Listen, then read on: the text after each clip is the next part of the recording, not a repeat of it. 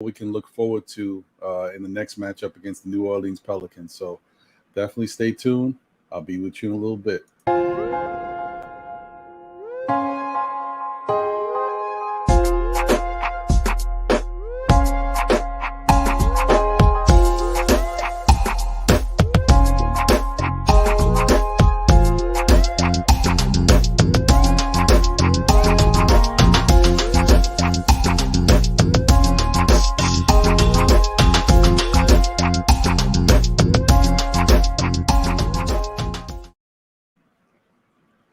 What's happening, everybody?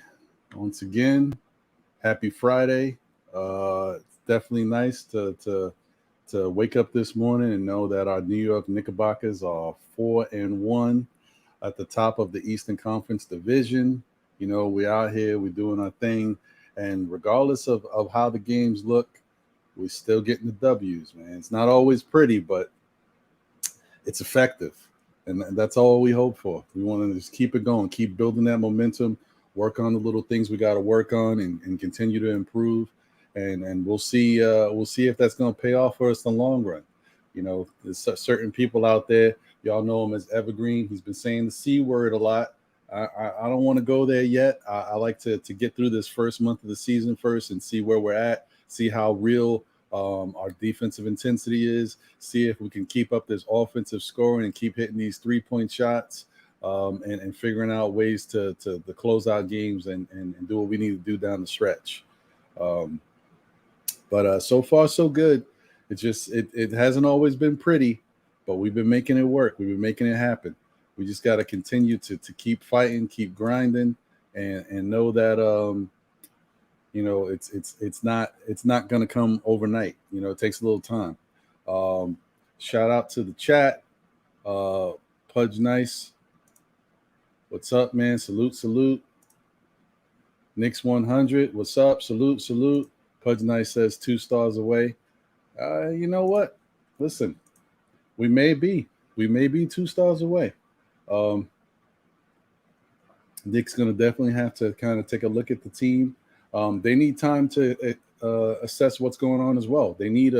I would say they need about at least a month or so.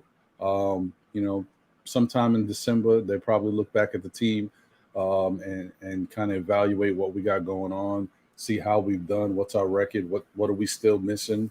I don't think they're going to look to make a trade right away. If they do consider making a trade, I think, you know, maybe normally it'd be closer to the trade deadline. Unless all of a sudden we start to fall apart, unless all of a sudden we can't play defense effectively, we're not scoring, and there's like some type of issue in the locker room, and things like that happen, but we got to make a change right away. But you know, I think if they look to make a change, it'll be a little later, closer to the trade deadline, when they really know, hey, you know what, we need this one piece to kind of get us further in the playoffs. So we'll see. Pudge Nice said Burks is being watched. Yeah, man. I think he is. I think you're right about that. I think he definitely is being watched. And I hope he does better. Because there's certain things that he's messed up on that I wish would be, you know, cleaned up. Maybe what can happen is, if we're lucky, you know, we might see. I don't want to put it out there because you know how Tibbs is, but maybe if we're lucky, we might see Grimes start to crack the rotation a little bit. Not right now, but maybe within this first, you know, month of the season, you know, first 30 games or what have you, 30 days. We'll start to see a little bit of him, and that can kind of help relieve some of the stress and tension we've been dealing with when we think about what's happening with Grimes. So I hope that's, you know, something we can look forward to. And I definitely think it's going to help the Knicks overall. It'll help him as a young player, get his feet wet and give us a little more defensive intensity and energy out there. We'll see what happens. What's up, Stephen Fox? Salute, man. Thanks for tuning in. Appreciate you. Yeah, everything's going good. Hopefully, you know, the same thing for you and yours. and definitely y'all check out Stephen Fox on Sports Vibes TV. Foxy is a great contributor, great content. Him and Keith do a fantastic job on that show, so definitely check them out. That's nice. Burks is bound to the Rock. Burks inbounding the Rock. Yeah, no, that's horrible. You know what? There's certain things that we witnessed, Pudge Nice, over the course of his Knicks career. Alec Burks is horrible inbounding the ball, man. This is not something that's new. For whatever reason, I don't know if he gets a little panicky. He's looking for something easy, or I don't know. He can't see. I mean, he's not a short guy. I'm sure he could see over the defense. Yeah, his inbound passes, no, not a good look. And, first off, your inbounder should be somebody tall that can see over the defense. It should always be at least a small forward. It should be your forwards or even a center who's got good hands. In our case, maybe we don't want it to be a center, but it could be a guy like Obi. It could be Taj. Like, come on, man. This don't make any sense. I'm with you on that. That don't make any sense. Yes, and always he turned it over. Grimes over Burks. Wow. You giving up already, huh? Yep. Hit that like button. Appreciate you. Yeah, he's shaky. Yeah, Tibbs moves that way, Pudge Nice. I don't know, man. He's got his faith in people. And we just got to deal with it. We just got to deal with it and hope that we're able to figure out the best way to win these games, no matter what, throughout all the adversity and whatever else is going on with these teams, man. Because we witnessed a lot of stuff, and hey, it just is what it is. We got to deal with it. Tibbs loves his guys, and if that's how he feels, we got to root for them. We got to hope they do their best to help us out. We can't look at it any other way. We just got to deal with it. Because one of the things I will tell you about Burks is, yes, it hasn't been a shot he hasn't loved, but you know what? Sometimes he comes in the clutch. And last year, I'm not going to forget how big he was for us. He had certain games where I know y'all remember down the stretch before, as we were getting into the playoff run, there was games where Burks was doing his thing. Burks and Rose, they stepped up big time, and we needed every bit of it in order to kind of pull out some of these games where things weren't going the way we wanted them to go. So, let's look at it like, you know what, we've seen the worst of Burks, but there's still some really good qualities that he has, and we want to hope that we see more of that than the bad stuff. So, what else we got here? Pudge is not getting off the Burks. He's gotten off the Burks train. 10 million is too much. I hear you, man. Look, it's one of those things where you got to pay for some of these players, and 10 million is the going rate for a journeyman role player these days in the league. And we needed to bring. And plus, the other thing is, he was one of our first free agent signings, right? So Tibbs and company, they don't know exactly how it's all going to shake out. They don't know who we're going to get, and how to basically plan for the rest of the offseason.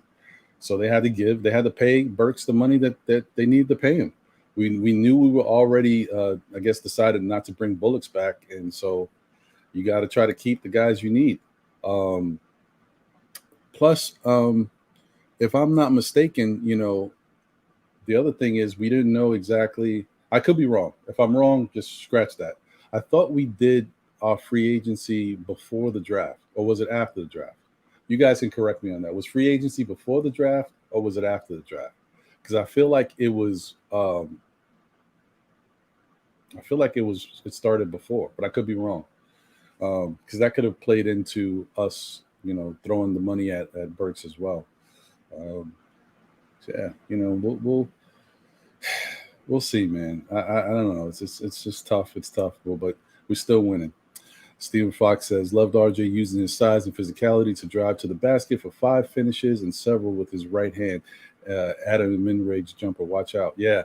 Yeah, that's you right, Fox. Listen, if RJ can continue to be comfortable with his offensive game, getting to the basket, shooting them pull up mid range jumpers, because that's kind of the thing he needs to work on, right? We already know that spot up threes, he's pretty good, definitely in the corner and certain places around the perimeter.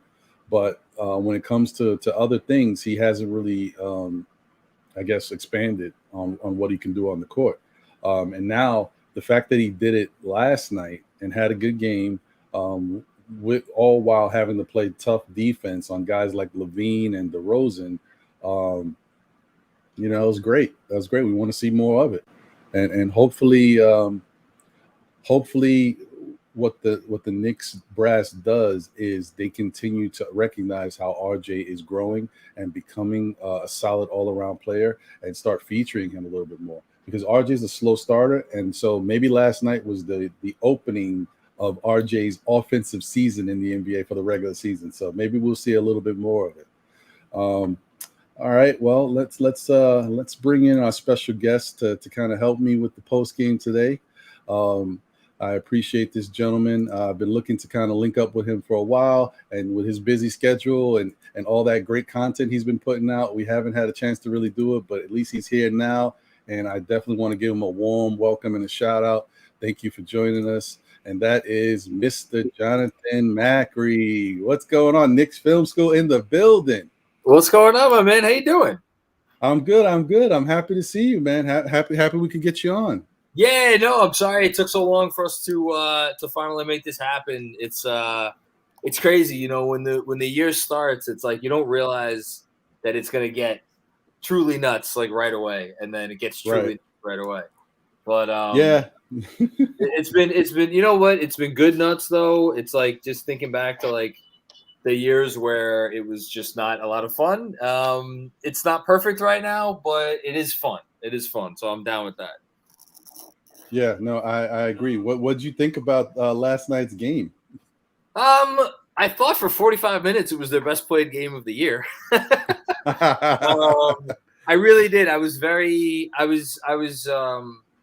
thought there was like somewhere between 5 and 10 defensive possessions where I really just like they were on it. Like they were on it like last season, mid-season form. I was really impressed. I mean, like, I know the Bulls, I think they went into the game ranking 15th maybe in offense, and like that's obviously not that great. But I was still, to hold them under 90 points until like the last 3 minutes of the game, I was like, okay, here we are. And it was funny because like my prevailing thought, because I always start to think about like what I'm going to say about a game a few minutes before it ends, and my prevailing thought was going to be like, I'm going to go on the post game and I'm going to talk about how even though Randle is whatever the hell he was, 2 of 8 or 2 of 9, I thought he had a really nice game because he made a lot of really nice passes, like a couple of whip shots to 3-point shooters and the whole thing. And I thought he was like, there was evidence of like the him growing into like, okay, teams are going to play me this way now. I need to do this. Is it perfect? No. Was it messy? Yes. But I felt like we were seeing some good stuff. And then the last 3 minutes happened, and it's like, yeah. And so I get why everybody's frustrated, or some people are very frustrated today. But I guess, I don't know. For me, it comes down to like, look, if he was like supposed to be like a top 10 guy, I would get it. But like, that's not, if we're being real, like Julius Randle's not a top 10 guy. He's like a top 25 guy, right? Right. And I think a game like that is like, if you get a game like an ending like that, like, I'm not saying we should like lower our expectations, but I guess I tend to be more forgiving. That's in my personality. So on the whole, I was very happy with the game, even though it went sour towards the end. And look, 4-1, 4-1's 4-1. No, it is. We got to take these victories, man, because you know what? We easily could be losing these games, and then it'd be a much different conversation. Then we'd be like, are we pretenders, or what we're gonna do here? No, but they're definitely going out there and they're handling business. It doesn't always look pretty, but the end results is they're 4-1, and we're right now standing atop the Eastern Conference Division.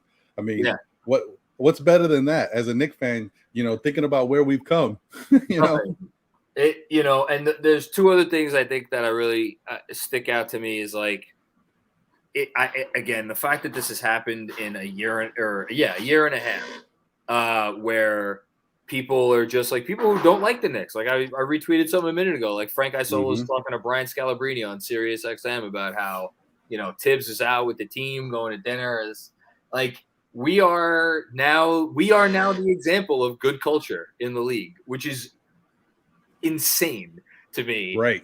That's number one. And I think my theme over the course of the offseason, like obviously we're always going to be linked to like what's the next trade for a star and like can the Knicks get in on that. And my whole thing was like, let's just have one or two of our young guys really pop so that it would make that trade easier if and when it comes. But more importantly, and where my interests lie is like, let's see what this team could do. I'm not saying they're going to win a championship as currently constituted. I don't think anyone thinks that, but to be able to take those steps with the internal growth. And to that end, I think what we've seen from three players so far this year is incredibly encouraging. RJ Barrett, obviously, Mitchell Robinson, again, obviously, and I guess also obviously Obi Toppin. Like these are three guys who I think we all hoped would have big years, but I don't think any of those three were guaranteed to like take a step up. And I think, RJ's struggling a little bit from deep. Other than that, though, I can't be happier with how the three of them are performing. And I think Quickly's going to be fine, too. I know he hasn't shot it well. I think he might just be in his head a little bit, but I think he's going to be okay. Yeah, I agree with you. If there's anything to take away from these first 5 games, I'm a little concerned. I think he'll be fine, but I'm just a little concerned about where he is mentally with regards to Quickly. I just think that he's regressing a little bit. Maybe all the work he's doing to kind of be that combo guard for the Knicks and be a good point guard and still be effective and efficient shooting. I just think it's a little bit too much. And I think someone needs to sit him down, put him on the side, look quick. We got a good team right now. Yeah. Just go out there and play the game. Like, I think that's, yeah. No, but like, I mean, so I don't know. I tend to do this, and it's probably not a good idea because these guys are professional athletes, and I don't know if their lives really relate to like our lives. But like, I just think about times in my own life where, like, you put so much effort in, or like maybe you show a little bit of success in something, and then you put like, okay, I'm pretty good at this. I'm gonna really try that much harder to be great, and then just because you do, like, it often gets said like development isn't linear. And I think the reason why people say that is because, like, you can be good and then put a lot of work, and it doesn't mean, like, you're necessarily going to take that leap. And I think for Quickly, he obviously put in a lot of work over the summer, and then he came in and, like, okay, a couple shots don't fall. And now I wonder if it's in his head a little bit. There was a moment last night, I want to say it was in the second half, where, like, he had an opportunity to shoot a three. He didn't take it and again, the shot wasn't falling. And like, what do we always hear? Like, if your shot's not falling, figure out other ways to help your team, right? So he dribbled into the arc, and it was like, but it was like he dribbled into nowhere, and then kicking it back out, it was like not a great possession. I just think he's overthinking a little bit right now. I'm sure the fact that he's not getting a ton of minutes is hard. I think he's going to be okay. To me, if you work as hard as he does. Like, someone messaged me being like, oh, can we give Grimes a look? I'm like, talk to me after 20 games. If Quickly's like shooting 30% after 20 games, I'll have that conversation then. I don't want to have that conversation right now. Right. No, and I totally agree with you. I think, one thing you can definitely see with our Knick fans and, the Knick community is we finally have expectations of a good basketball team. And because of those expectations, we are jumping out the window. Like, everything that happens in one game, that's it. The ceiling, the world is going to collapse. Everything's bad. We got to make trades. Like, I know. It's crazy right now. It makes me think back to, 17 wins was 3 years ago, right? 27. I forget how many games. I should know their record by heart, but I don't. What was it? 21 and the Mike Miller year? It was a 21 and like. Oh boy! Wow. Yeah. That was 2 years ago. It wasn't 2 years ago. It was like less than 2 years ago because of like how condensed the schedule has been. Like, we are we are not far removed from that. And like to get to where we are right now, and it's not like the team made any big free agent signing. Like Randall was already on the team, RJ was already on the team, Mitch was already on the team.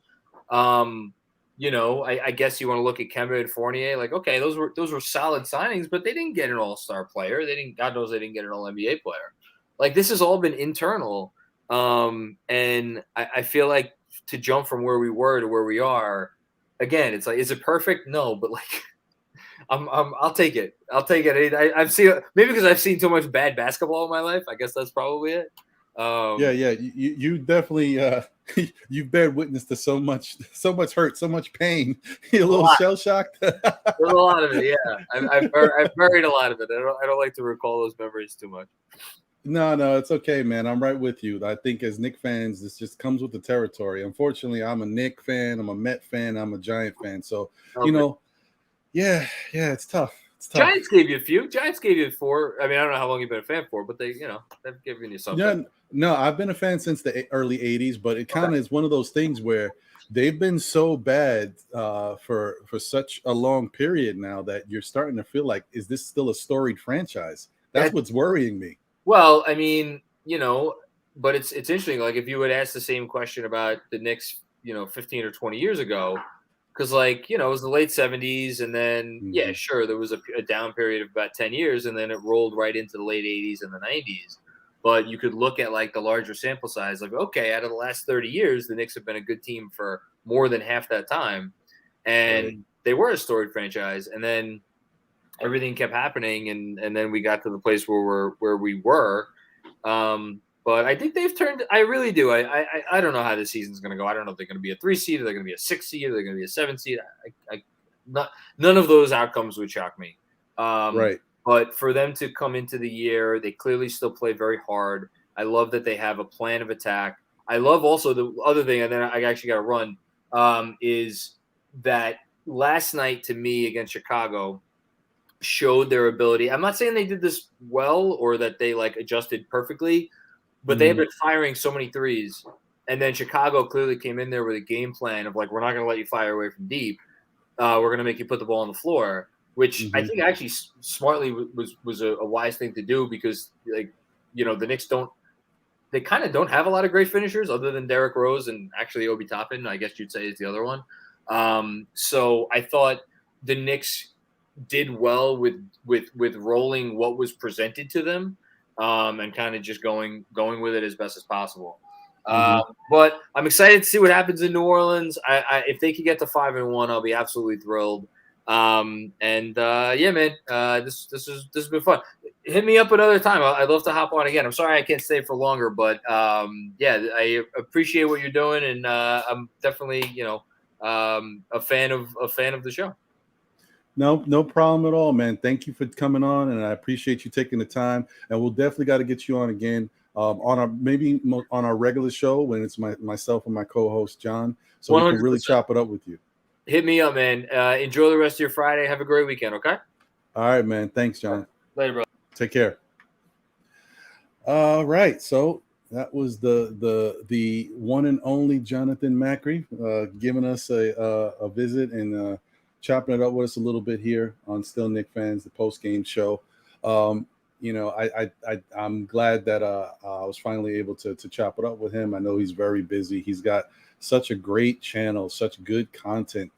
So he's definitely one of the people that helped me really get into the game more as far as from the podcast standpoint.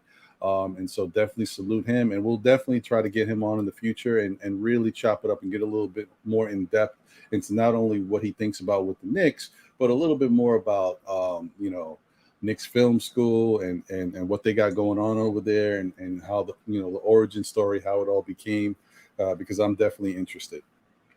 So that being said, I think it's time for us to really get into what I like to say are the momentum changers of the game. Before I do that, let me just jump back into the chat real quick. Yes, Pudge. That's right. We got Mac, Stephen Fox. Yep, much respect. Thank you. Pudge says we need more stars. Hey, you could be right, man. Maybe we do. Maybe that's the key. You know, that the missing ingredient. Maybe that's what we need. But I think we just need to give this team a little bit more time to kind of gel and start learning how to play with each other and get that good basketball. You know, that flow together. That thing that you, because let's not forget. I always love to point to this story. Remember when the Miami Heat, you know, got the big three together with Bosh, LeBron, and Wade? Do you remember how they played for that first month of the season? It was bad. They were lost. They were all over the place. They were getting beat by bad teams. There was no continuity, no togetherness, no gelling on the court. No one knew who the man was going to be. LeBron was trying to do his thing. Wade was trying to do his thing. Bosh was trying to do his thing, and no one could really take a backseat to anybody else. That took some time. And it took about a month for people to really get things going and kind of, you know, understand that, hey, we here, and you know, we know who we are, and we're going to show you guys. And then once they got it going, oh, forget about it. It was a totally different ball game, and we were all wondering, like, how are we going to stop this Miami team? But you know what? It all takes its toll. You know, you got to go through the whole rigors of the NBA and play these good teams, play the bad teams, figure out what works, what doesn't work, and it takes a little time. So we got to see what happens. Tibbs had a meltdown. Yeah, Tibbs was going through it, man. Tibbs was definitely going through it. I think I actually thought he was kind of cool. And that's saying a lot for Tibbs, because, you know, Tibbs goes nuts when things ain't going right. But I thought he was somewhat steady. He didn't get too high, too low. He had that nasty Tibbs scarl on his face that, you know, when he's really pissed off. But you know, I think he knew the importance of the game, so he didn't want to psych his players out too much and rip them too much during the game, because he needed them to stay focused. But yeah, definitely was one of those situations. Didn't look good. Hopefully make that cat trade to put us over the top. I don't know, man. The cat trade could happen, but you know, it's going to take some time. I don't think there's any NBA team that really wants to make a trade right away. They definitely want to give their team at least a month to kind of see what they got.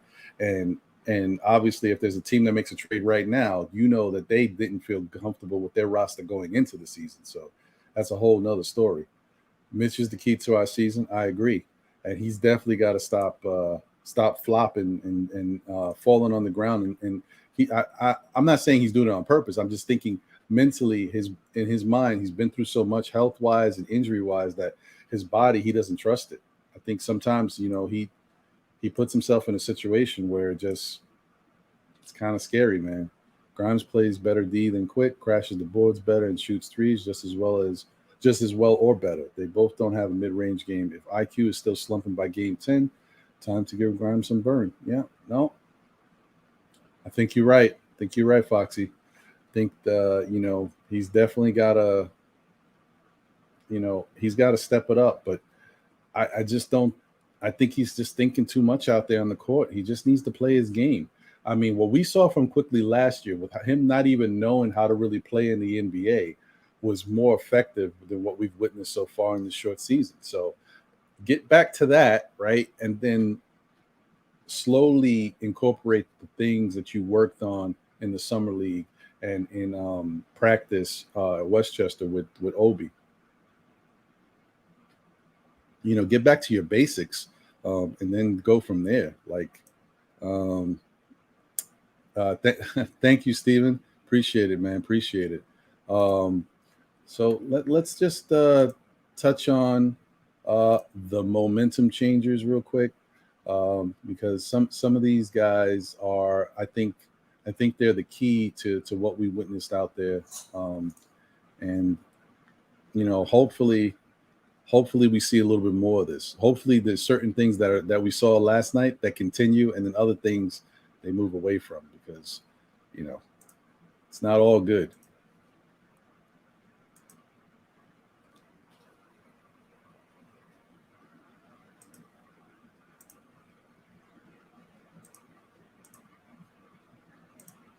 All right.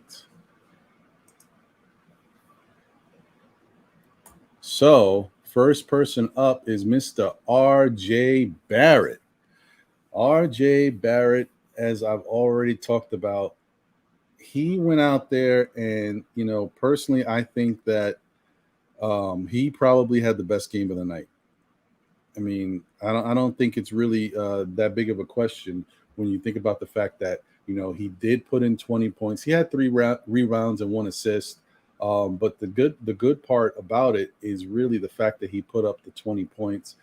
He was perfect from the free throw line, shot 53.3% from the field goal and 33.3% from the 3-point line, which wasn't that great. I think he took 3 shots and he made one of them. So that's okay. I'm not upset about that at all because the point is for him to get some volume and to be able to shoot the ball and get into a rhythm of the game, which he definitely did. And those 20 points that he gave us is gravy. And this, you can do this and chop it up any way you want to. But I feel like when I see 20 points from RJ Barrett, I'm like, that's a key to the victory. You can pinpoint any of the guys who put in points, but I'm like, take away these 20 points from RJ. If this is 10 points, we might lose this game. So that's kind of how I look at it. And definitely, we cannot downplay his defensive impact. What he did out there on the court as far as playing solid defense on Levine, playing solid defense on DeRozan. And I don't know if he was matched up with Caruso, but definitely playing solid defense on both of those guys. And say what you will about Levine. I know he's got the little injury that's affecting his non-shooting hand, but it is his non-shooting hand. And he seemed to be very aggressive still. He was getting to the basket, or at least trying to. And he hit a couple jumpers that wasn't affecting his shooting hand. And RJ did a really good job on kind of pushing him out because some of the shots that Levine took were from way out. He might have hit maybe 1 or 2 of them. A couple of them were a little more inside. But, RJ was pushing him off of that 3-point line and making him shoot tough shots. And, if he hit him, he hit him. And the same thing goes for DeRozan. Like DeRozan, RJ was, and I guess it helps a little bit with DeRozan because he's not a big 3-point shooter. So RJ had that in his back pocket. Like, if I can push him out a little bit past that 3-point line, he's not going to do anything. He's going to, move the ball to somebody else and try to get repositioned to where he likes the ball. So that helps. It's always good to have that on your side. And he definitely took advantage of it. And let's not forget how big of a defensive stand that was for the last shot of the game with DeRozan, coming off that curl with the ball and RJ not,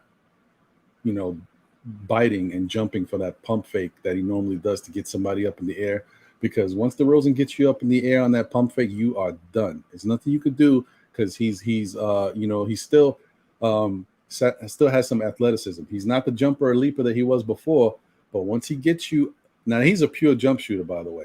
Once he gets you up in the air, he's just waiting for you to go up and watch your timing, and he's going up as you're coming down. And it's just no way you can block the shot.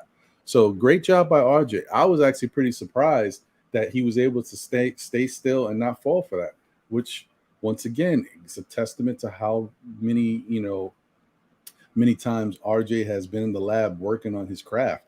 How much more improved he is on the defensive end. He's out there and he's definitely taking strides to becoming a much better defender and maybe even a lockdown defender. He needs more time. He's not there yet. We're not going to jump out the window on him, but he is definitely a much better defender and he could get even better. So salute to RJ for doing that. The next person on our list is Julius Randle. Yes, that's right, Julius Randle. Because you know what? Even though, did Julius have a great game offensively? No, he did. He shot poorly. As you can see right here, he shot 27.3% from the field, which is really bad. He shot 0% from the 3-point line. So, he just didn't have it, right? But he finished with 13 points, 16 rebounds, and 9 assists, almost a triple-double on a poor night for him shooting-wise. He did shoot 70% from the free throw line. He was 7 of 10, even though we know he missed 2 crucial free throws. at the end of the game that could have given us a little bit more wiggle room in order to get away with the victory. But when you think about how the game was played, we never should have got to that position anyway, and never should have got to a position where Julius needed to hit those clutch free throws, because we were up by 10 with 2 minutes and 30 seconds left. So it's just unbelievable how we almost squandered that lead. Well, we did squander the lead, but how we almost squandered the game, should I say. But you know what? What you do like to see here is Julius finished with those 9 assists. It's one thing to get his little 13 points. Okay, 13 points help, but 16 rebounds was big, and that's something that we know to expect from Julius. He's a great rebounder.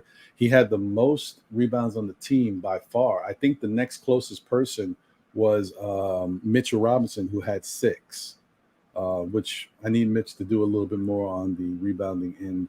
But I understand why he couldn't, because Vujicic was basically pulling him out of the paint and stretching the court, so he couldn't really be under to grab all those rebounds. So it was Julius's job to clean it up, and that's probably why he finished with 16 rather than a lower number. But the 9 assists is big. Now, I kind of talked about it last night on the MBK show, how I think Julius was kind of taken out of the whole Atlanta series last year in the playoffs.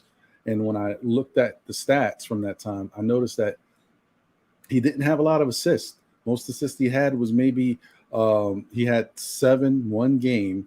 And then the other 4 games, he averaged around 3.5 assists. So he wasn't instrumental in getting other people involved when he didn't have it.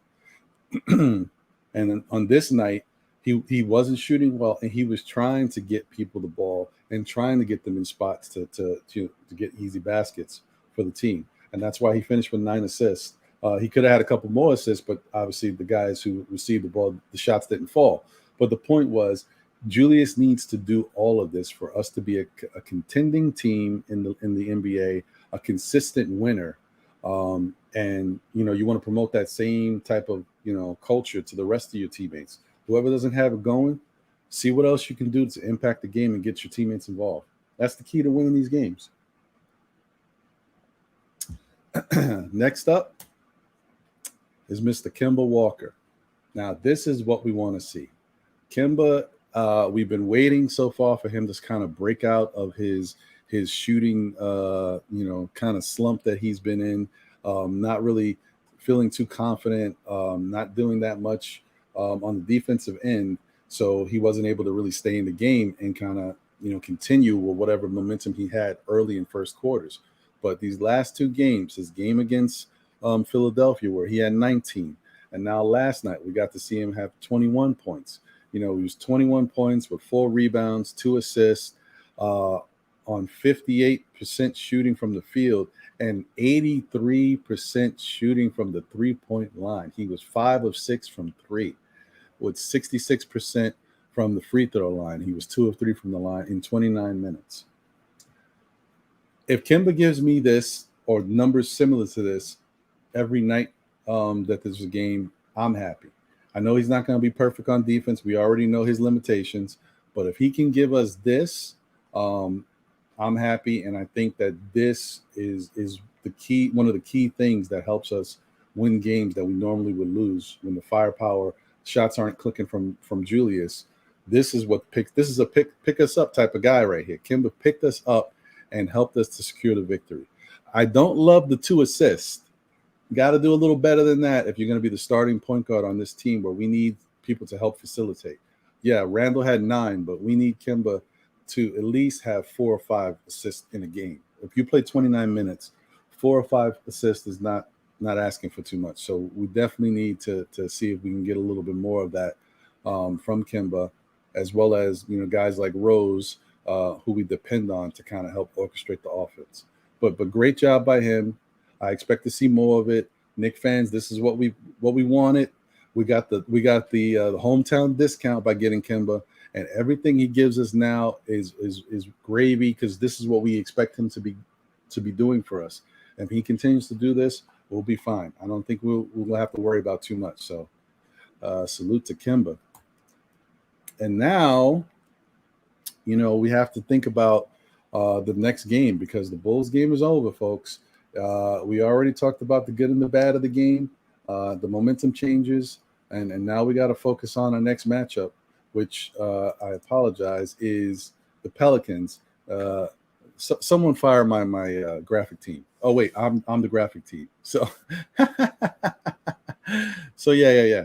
Don't worry about that. Just ignore that little Bulls there. It is the Pelicans. I apologize. So we trying to work quick out here. The streets are calling, man. They're calling. Let's see if we can get that fixed. Let me see here. Get that out of here. Get you back up and running. While I do that, shout out to Naruto, Goku, salute to John. Yep. Appreciate that, man. Appreciate that. Yeah. No, listen, I definitely love to chop it up with people. Anybody who wants to come on, I don't stay on too long when I'm doing these post games, but the link is in the chat. You're definitely welcome to jump on and we could chop it up for a little bit.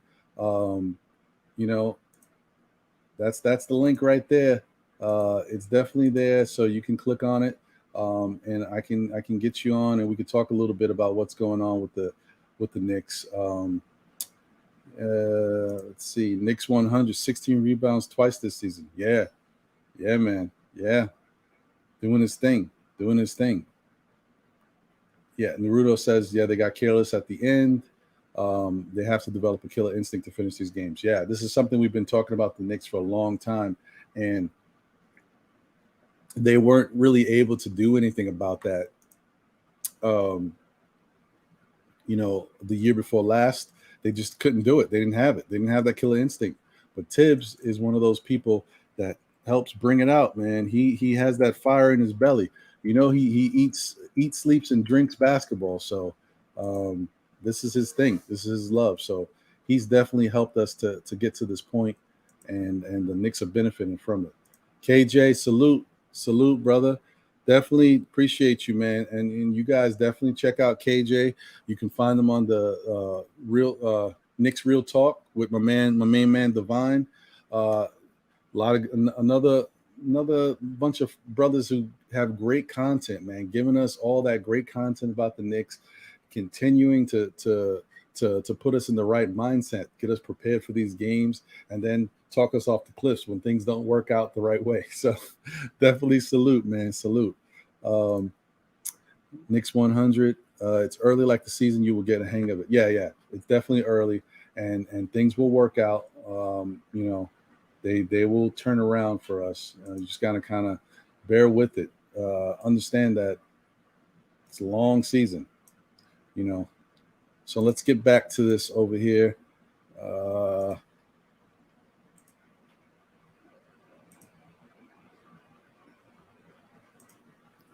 There we go. So Knicks versus Pelicans is the next matchup for us, and these are the matchups to watch. We got Kimball Walker versus Devonta Graham. Listen, Devonta Graham versus Kimball Walker is a little bit more interesting than you might think. Okay, Devonta has a lot of good attributes to his game. When he gets hot, he can light it up. We've seen him. We've witnessed him do it. He lit the Knicks up on several different occasions. And for a smaller guard, that's pretty impressive. It's definitely Kimba-like. I think he's still around 6'2", 6'3", but just, the fact that he's not one of these taller guards, like he can light us up for 30 points on a given night. Like he's that good with the shot. Now, he has had times where he's gone through slumps where things aren't clicking for him. I hope we get that Devonta Graham. I hope we get the slumping one that his shot is missing, or we affected to the point where he can't give us much. But that's going to be an interesting matchup. That's kind of like the student and the teacher, because he was backup to Kimba when Kimba was with Charlotte, and so this is a good good little battle between the two of them, and there's got to be a lot of love. And we already know what type of person Kimba is, so he's always got a big smile. So he's a good locker room, clubhouse type guy. So I'm sure they have a good relationship. So the back and forth should be pretty interesting. That's a matchup that we got to look out for. R.J. Barrett versus Brandon Ingram. This is one that could be a little tricky, and it's not because R.J. can't go out there and guard Brandon Ingram. It's more of the height and the wingspan that Brandon Ingram has. It might be a little bit more difficult of a task for him. This is almost like him guarding, maybe like a Kevin Durant type. Kevin Durant's taller, I think, but it's still Brandon Ingram's wingspan. I mean, this guy is he's like a tree. So it's going to be one of those things where RJ is going to have his hands full, and hopefully those 2 inches that he supposedly grew over the summer is real, because he's going to need it against Brandon Ingram. But I do expect him to play good defense as long as he can get. It's like a boxer. They say, when you got a boxer who's got long arms and long reach, you want to get inside, right? You want to get inside, get him right in between his chest, and kind of don't let him be able to extend his arms. Well, for Brandon Ingram, I think RJ needs to play up on him, right? He's got help. He's got other guys on the team that will help him if he runs into a little trouble. But you got to get up on Brandon Ingram and take away that comfortable, outside shot that he displays. He's also good at pull-up jumpers too. He's got the skill set that we want RJ to continue to work on. So it's going to be tough. But the flip side of it is I'm hoping that RJ can do the exact same thing I thought that we needed from him against the Bulls. He needs to go out there and make Brandon Ingram work on the defensive end.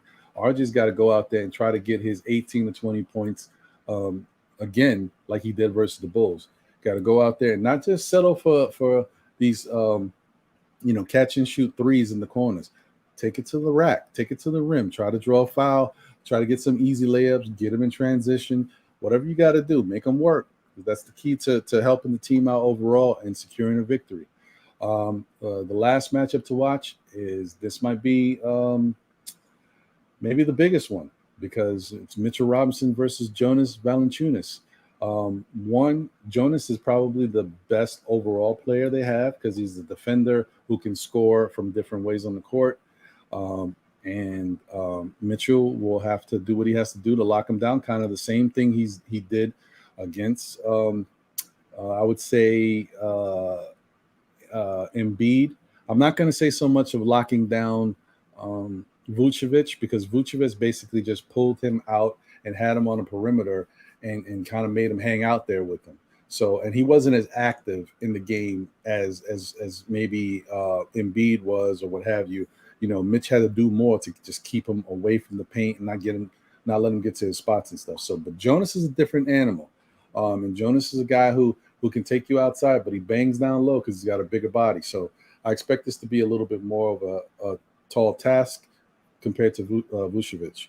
The other thing is we want to see and make sure that Mitch is healthy, because we saw him take a little bit of a scare. He fell down, after kind of twisting his ankle. He came back in the game after he switched some sneakers. Then you had a blowout, but he was able to come back in the game and he finished the game. So I'm hoping that he's all right. I'm sure his body's going to be kind of sore.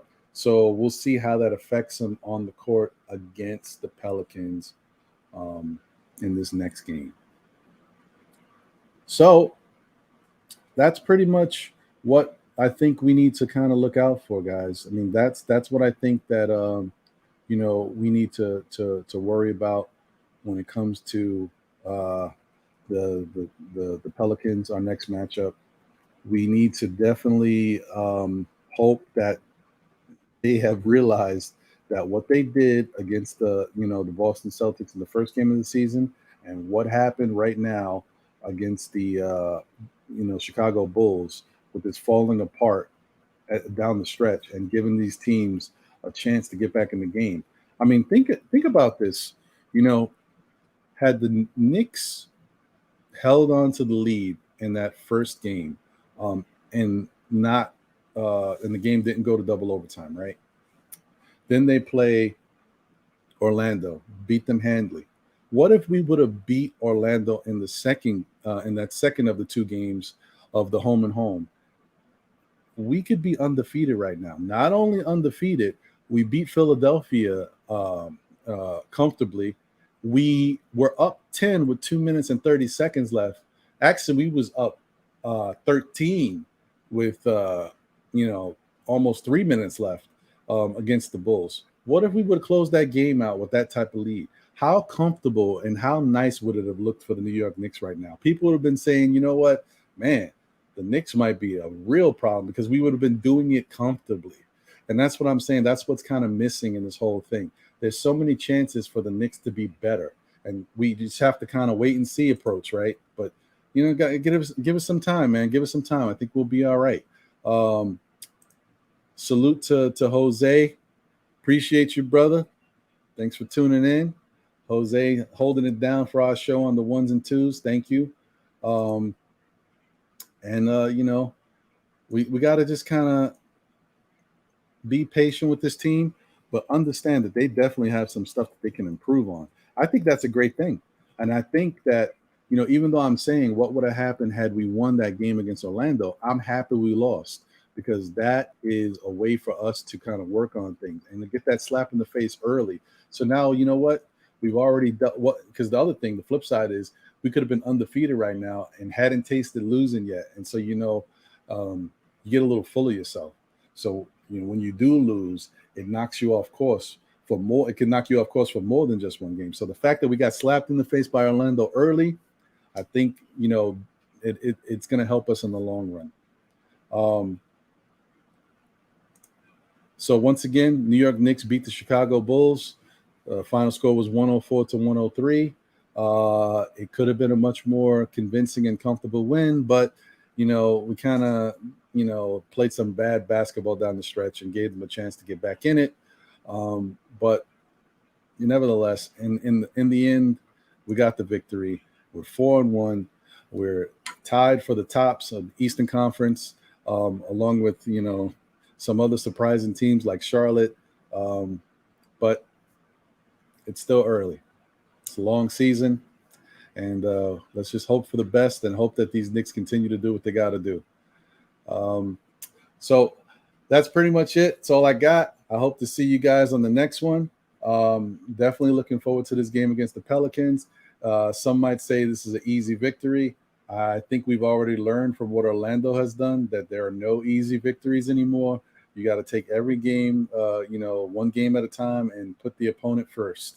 Don't worry about who it is because anybody can beat us. It's the NBA. We've seen some wild stuff. Look at the Wizards record. Look at who the Wizards have been beating.